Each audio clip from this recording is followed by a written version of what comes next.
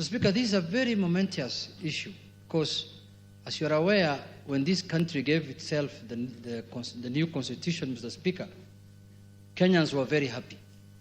And this is one of the moments in this House, Mr. Speaker, when we are going to exercise Article 150, which has not happened before.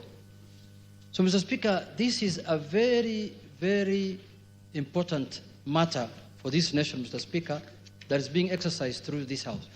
But having said, Mr. Speaker, as you're aware, there are members from our side and members from the other side who have signed to this petition, to this motion, Mr. Speaker. And, Mr. Speaker, I wanted to get your assurance as the boss of this House, as the leader of this House, as the Speaker of this House, Mr. Speaker, that the 291 members of Parliament who have signed to this motion, Mr. Speaker, their safety and security will be guaranteed, Mr. Speaker. Because the motion does not end at the tabling, at the notice of motion today.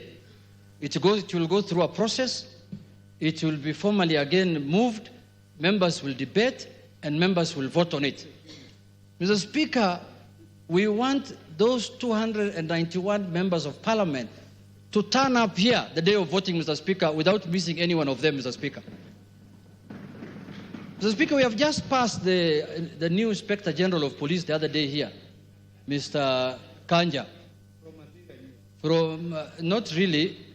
He must take responsibility as the Inspector General of Police, Mr. Speaker, to guarantee the safety, as the Inspector General of the country, Mr. Speaker, to guarantee the safety and the security of the 291 members. Mr. Speaker, you know this thing.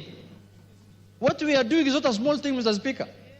When Trump was being removed, was being impeached in the United States, Mr. Speaker, you know what he attempted to do. And what can happen here, you know, Mr. Speaker. And let us not fight, let us not begrudge anyone, because what the House is doing is constitutional, because the House is just exercising its mandate. It's not doing anything outside the Constitution. There is nothing unconstitutional that's happening in this House, Mr. Speaker. You can impeach a cabinet secretary, you can impeach a deputy president, you can impeach the president if you wish so. So, Mr. Speaker, this is an exercise that is given to us by the Constitution. So, Mr. Speaker, you've made your point. I have made my point, but I conclude by saying this, Mr. Speaker, that, Mr. Speaker,